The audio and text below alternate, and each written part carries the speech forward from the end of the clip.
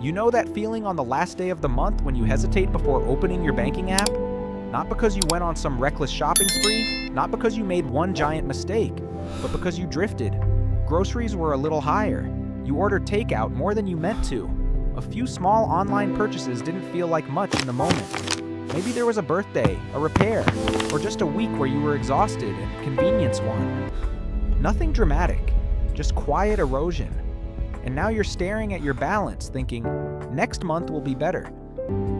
But here's the honest question most people don't ask. Why would next month be different? If nothing structurally changes, this is where budgeting usually breaks down. Most people treat a budget like a one-time event. You sit down once, create a spreadsheet, set some categories, and assume it will just work forever. But life doesn't stay still. Your income shifts, your expenses change, prices go up, your stress fluctuates, your priorities evolve. If your system doesn't reset, it drifts. And financial drift is subtle. It doesn't scream. It compounds quietly.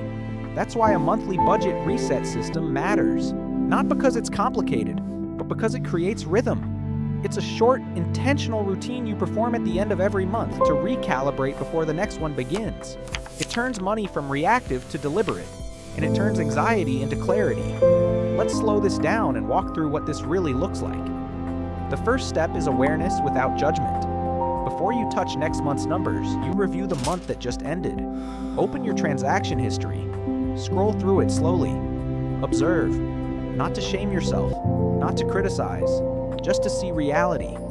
Where did your money actually go? Not where you hoped it would go, not where you assumed it went. Where did it truly go? This is the step most people avoid, because clarity can sting. But avoidance creates more stress than awareness ever will.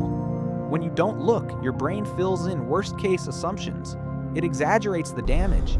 It creates vague anxiety. When you look, the numbers become specific. Specific problems are solvable. Maybe food spending was $300 higher than expected. Maybe subscriptions quietly stacked up. Maybe spending increased during a particularly stressful stretch at work. That's not failure, that's feedback. And feedback is neutral. When you treat your spending like data instead of a moral verdict, something shifts. You stop feeling bad. You start feeling informed. The second step is adjustment, not punishment. This is where many people sabotage themselves. They see overspending and react emotionally. They slash every category. They promise extreme discipline. They decide next month will be no spending at all. That rarely lasts. Extreme reactions create short-term control but long-term burnout.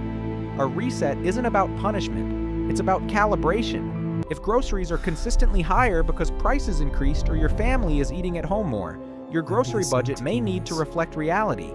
If you relied heavily on takeout because your schedule was overwhelming, maybe the solution isn't eliminating takeout completely, but planning it intentionally. Calm adjustments build sustainable habits. Emotional overcorrections build frustration. The third step is assigning every dollar before the month begins.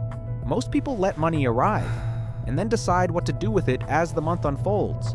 But money without direction gets directed by impulse. A reset system means you sit down before the new month starts and tell your money exactly where it's going.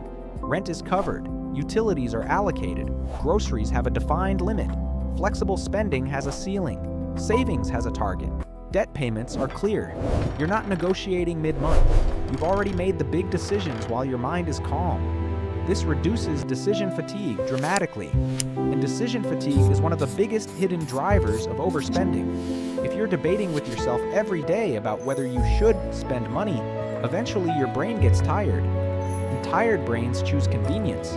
But if you've already decided in advance, there's less negotiation. The fourth step, and this is critical, is funding your future first. Before lifestyle expands, before subscriptions auto-renew, before small impulses accumulate, move money into savings, investing, or debt reduction immediately, even if it's modest, because progress builds momentum, and momentum reduces anxiety. When you see your emergency fund growing, even slowly, you feel less fragile. When debt is shrinking, even gradually, you feel less trapped. When investments increase, even slightly, you feel less behind. That emotional shift changes your behavior. You move from reacting to money to directing it. The fifth step is setting a realistic, guilt-free spending boundary. Not a harsh restriction, a boundary. Decide ahead of time how much flexible spending is available for the month. Once that number is set, that's your lane.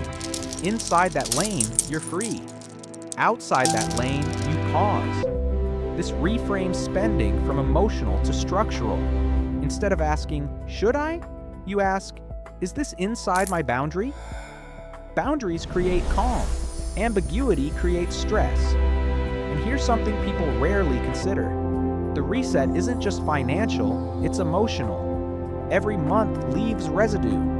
Maybe regret from overspending, maybe frustration about an unexpected expense, maybe pride because you stayed disciplined. If you don't intentionally close the month, that residue lingers. A reset creates closure. You review, you adjust, you reassign, and then you let it go. Last month is complete. This month is fresh. That sense of renewal prevents the "I'm always behind" narrative from taking over. Because financial stress compounds emotionally before it compounds financially. When you build a monthly reset rhythm, mistakes feel smaller. You know you'll correct them soon. You don't spiral. You don't avoid checking your balance.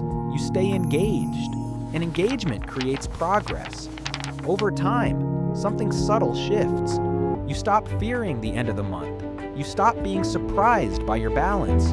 You stop saying, "Where did it all go?" You start saying, "I know exactly where it went." Predictability creates confidence. Confidence reduces anxiety.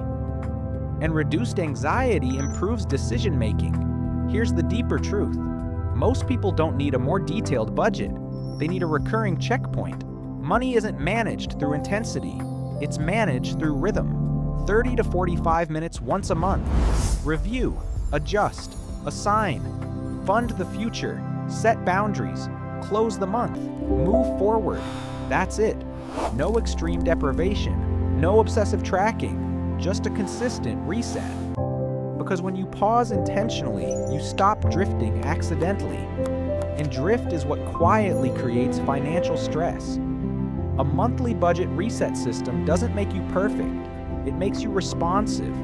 It gives you structure without rigidity. It gives you clarity without overwhelm. And clarity is calming. Financial peace isn't about never making mistakes. It's about having a system that absorbs them. You don't need to overhaul your life. You don't need to be flawless. You need a rhythm, a pause, a reset. Because when you reset consistently, you stop repeating the same month over and over again. And that's when you finally start moving forward, with direction, with control, and with calm.